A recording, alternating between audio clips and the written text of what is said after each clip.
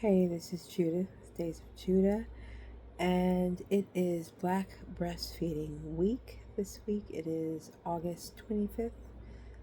The week goes from August 25th to the 31st, and I've been patiently waiting, and then the week got here and almost flew by. But I definitely wanted to create a post for this because this is something that I am passionate about. I love to talk about, will talk about without much encouragement. I just need a little, and I'll go. Um, but this week was created as a way to draw awareness because there is still a significant gap between the amount of um, black mothers and women of color that breastfeed as opposed to white mothers. So, and then it was also created as a way to create an ability to see oneself. If you are a mother of color, to be able to see oneself, to see other women having your same experience, exploring what it means to nurse your baby and what that means for your life. Um, so this year, I decided that the thing that I could contribute is my story. So, when my first exposure to breastfeeding was probably when I was younger, and I saw, a couple ladies in the church who, would nurse their babies, and it was very much like my church was very conservative and stuff like that. So the babies were like under a blanket and all that kind of stuff. Um, I think actually, out of all the women of color, I saw one woman of color that nursed her children, and otherwise, I saw bottles. Um, and if it was any other women nursing, it was usually a white woman. Um, I had I remember having a conversation with my mother, asking her if she had nursed me, and if I remember correctly, she said yes, and she had done it for 6 weeks. Now that I think about that, that was probably what she could manage with, time off from work to have a child, and with, parental leave still being as it is in this country. Another topic for another day. We'll put that over there. But yeah, with not having much in the way of parental leave, she probably did it within the time frame that she had available to her, and also with the technology being what it was back then. I don't know um, what being able to pump looked like for her. So she said, I think about 6 weeks or something like that. Then, as a young woman growing up, um, I thought about what I might want to do when I had kids, and I was like, oh, like maybe like 3 months, maybe 6 months at the most, because I had no basis for like this information. I was just like, that's what I wanted to do. And I was like, if that kid is old enough to ask for it, then definitely no. Um, and then I had my babies. A while off from there.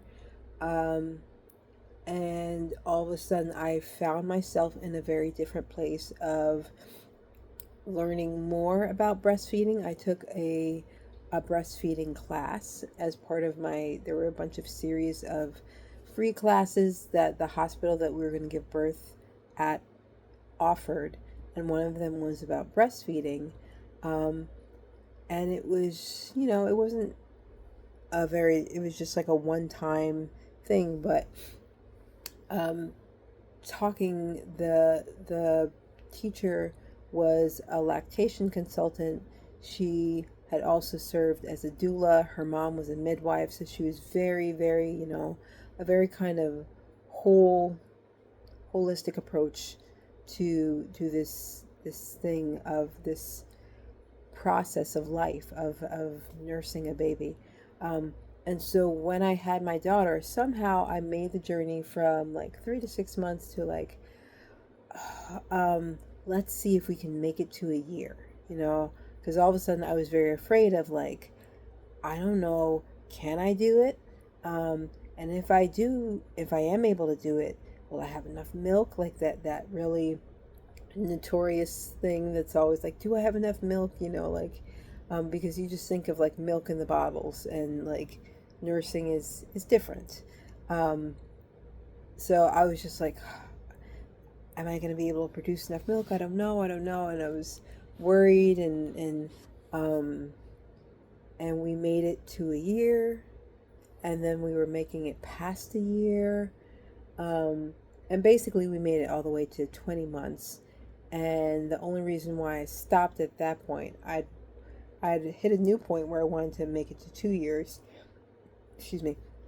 The only reason why I stopped at that point is because I was pregnant with my son, and I was just uncomfortable. Like, my belly was big, the ladies were tender, all kinds of other things. And like, I had a toddler that was like doing gymnastics, and I was like, you can't be over here doing all this stuff, and mommy's so uncomfortable. Like, we gotta, you know, um, but that I was so proud of myself to be able to make it that far. Um, and when I had given birth to my daughter, my doula had offered me, sent me a link to a breastfeeding um, group, like what's the word I'm looking for? A support group for women of color, for Black women. And I didn't participate because at the time it was in person, and my job was far away. So by the time I got to work and came home, like, there was just no way, there was just no bandwidth. Um, but I kind of filed it away. And then I was pregnant with my second during lockdown. And so I had all kinds of time at home, and everything went virtual. So I was able to participate in this breastfeeding support group. And even though I had already had a breastfeeding experience once before, it was still wonderful to just be able to talk to other women, to hear their stories, um, to have questions, because I was like, okay, what worked with one baby may not work with the second. I have some other questions, and it was just really just good to be with other women.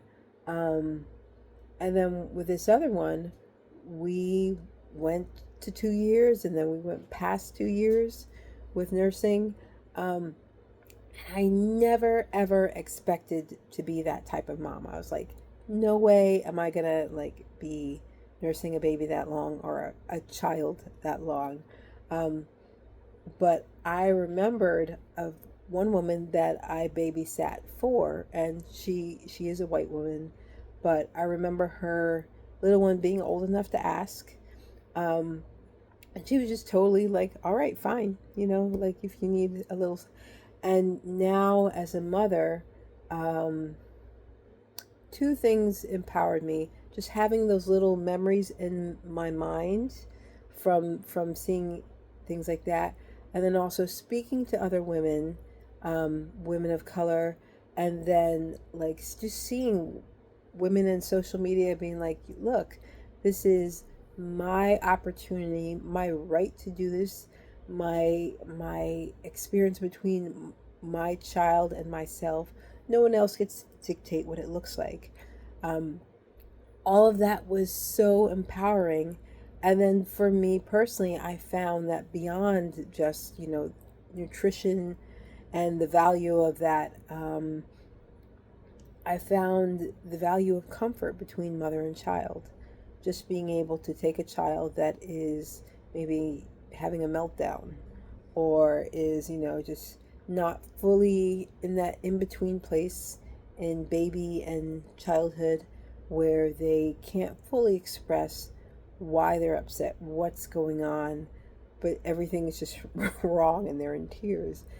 And you can just take them and provide them this comfort, and they just are able to bring it back down and regulate, and you're both there together, and nobody's losing their mind, and it's peaceful. that like that has been a game changer for me. Now, mind you, there's been all kinds of other things too. I have like had the struggles and the challenges of being a working mother, and pumping and nursing and all that kind of stuff. Um, Especially with COVID, nursing babies on Zoom calls, having to turn your camera off, or double checking, going, "Oh, was my camera on? Was it on?" Like all that kind of stuff. um, like pumping milk in traffic because life is just happening. Like doing all the things. As much as I love the technology for pumping and expressing milk, I hate pumping and expressing milk because it's just not the same. But anyway, just all the stuff that comes with it, all the challenges, feeling touched out, being like, if this kid comes at me again, I'm gonna scream because I just want a break. All that kind of stuff. Being able to have those things, to have that experience, because I had the information, I had the knowledge, um, I had the support. Um, being able to have a partner who understands what this means, that it's not just, like, it's not just about feeding our child, it's also about comforting them, supporting them, helping them regulate themselves. Um, it's just been a really amazing journey. Not always easy, but definitely amazing. So I'm so grateful for the opportunity to have this journey, and I just want to create this video and tell a little bit of my experience, my story, because I know there are other women that are wondering and questioning if this is something that they want to do. I know there are women of color, there are black women who, there are all kinds of things that are happening outside of the breastfeeding story, like why we feel like we can't do it, or maybe don't have access, um, or maybe just not enough information. So I just want to be able to tell my story, so hopefully those women feel empowered to learn, empowered to feel like they have the right to try. That's the biggest thing. Have the right to try, to have your own experience, because it is yours. No one's allowed to take it from you.